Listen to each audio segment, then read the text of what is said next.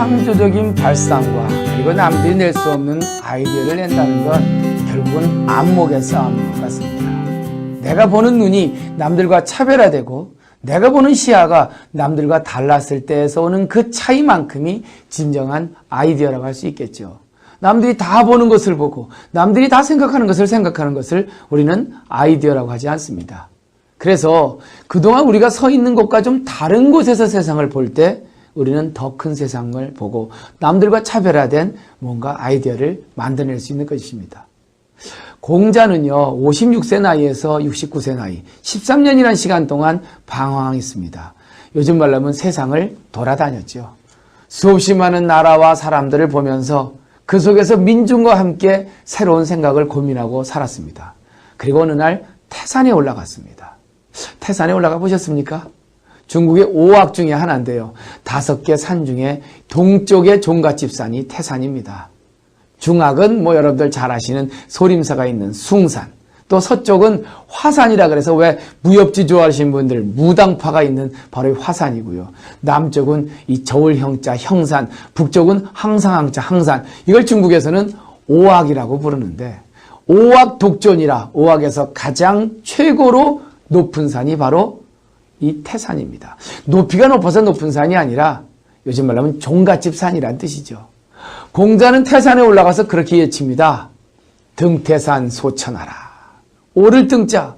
태산에 올라와 보니 작을 소자 천하가 작게 보이더라.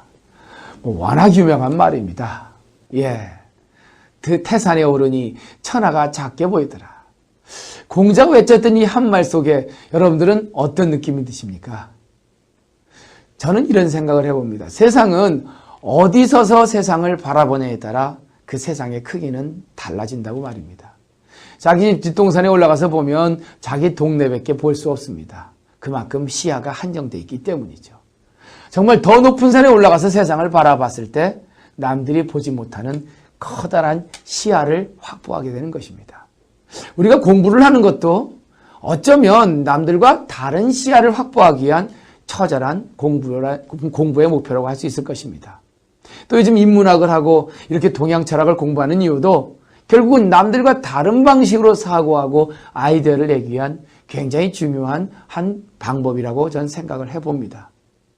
맹자에 나오는 얘기입니다. 공자는 자기 조국 노나라에 있는 동산에 올라가서 노나라가 작다고 외쳤고 등 동산이 소 노여 태산에 올라가서는 천하가 작다고 외쳤다. 등태산 소천하라. 정말 등산 좋아하시는 분들 조그만 높은 산에 올라가서 저 밑에만 내려봐도 벌써 뭔가 새로운 아이디어와 새로운 어떤 안목을 찾는 그런 기회를 느껴보신 적 없습니까? 매일 사무실에서 그 앞에 있는 책상에 앉아 있다 보면 사실 생각은 한정될 수밖에 없고 남들보다 뛰어난 아이디어는 나오기가 쉽지 않습니다. 그래서 무작정 걸어 다니고 산에 올라가 보고 이렇게 동양 철학 공부도 하고 그리고 손자병법도 공부하고 이런 다양한 인문학에 대한 끝없는 항해들 이런 것들이야말로 진정한 새로운 시야를 얻는 방법이 아닌가 생각을 전 해봅니다. 그래서 맹자는 그래요. 바다를 본 사람한테는 웬만한 물이 명함을 못 내민다. 관어해자 난이수라. 예, 볼관자입니다. 관어해자. 즉 바다라고 하는 것을 직접 관찰하고 느낀 자는 난위수라. 물이 되기가 어렵다. 그러니까 웬만한 물이 명함도 못 내민다는 얘기는 뭐예요? 바다를 본 사람한테 난 물이요 했다가는 난 너보다 큰 바다를 봤다는 겁니다. 물론 이 말을 한 이유는 성인의 문화에서 성인의 배움을 얻은 사람한테는 어떠한 학문이든 명함 내밀기 힘들다라고 하는 그 맹자의 생각이 담겨져 있습니다. 그래서 우리는 좀 더 큰 바다를 보고 큰 시야를 확보했을 때 진정 남보다 차별화된 안목을 가질 수 있다는 얘기죠. 장자에도 그런 말이 나와요. 높은 산에 올라가 봐야 푸른 하늘을 느낄 수 있고 그리고 언덕에 올라가 봐야 떨어진다는 것이 무언지를 느낄 수 있다. 우리는 학문을 통해서 우리 앞에 있는 그 어두운 구름을 제끼고 또 다른 세상을 보고자 합니다. 아주 유명한 글귀입니다. 시야와 안목, 그래서 우리는 예술과 문학 그리고 역사 철학 같은 인간의 문양에 관심들을 많이 갖고 있는 겁니다. 맹자에 보면 영과 이후 진이란 말이 있습니다. 물은 찰영자 웅덩이 과자, 웅덩이를 채우고 그런 이후에 비로소 흐른다는 뜻입니다. 영과 이후 진이라. 좀 어려운 글이죠. 물이 흐르다가 웅덩이에 갇히면 그 웅덩이를 채워놓고 그리고 나서 그 웅덩이를 채운 상황에서 또 넘쳐 흐른다는 것입니다. 웅덩이를 채우지 않고 만약에 물이 흘렀다면요, 당장은 흘릴 수 있어도 결국은 그 속은 비어있기 때문에 갈수기 때 문제가 생길 수밖에 없다는 것입니다. 우리는 지식을 연모하고 공부를 할 때 정말 차근차근 채워나가는 이러한 지식의 밸류업이 중요하다는 생각을 해봅니다. 발륨이 커지는 것이 아니라, 지식의 영역이 커지는 것이 아니라 얼마나 나한테 소화된 지식을 얻었는가. 바로 이것이 물이 웅덩이를 비워놓고 흐르지 않는다는 영과 이후 진이라고 하는 이 밸류업, 가치의 상승과 연관되는 말입니다.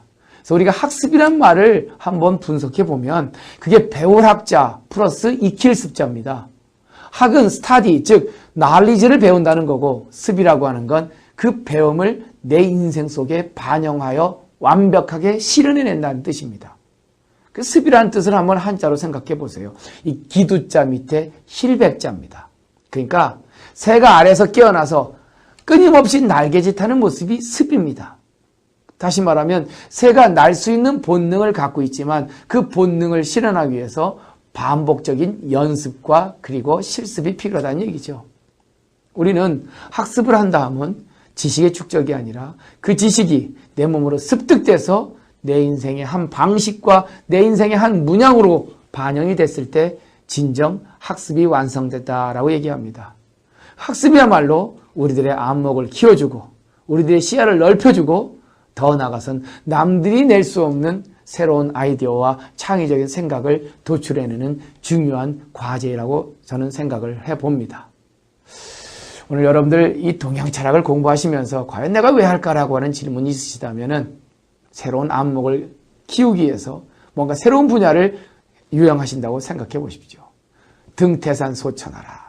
태산에 올라가서 보니 천하가 작게 보이더라.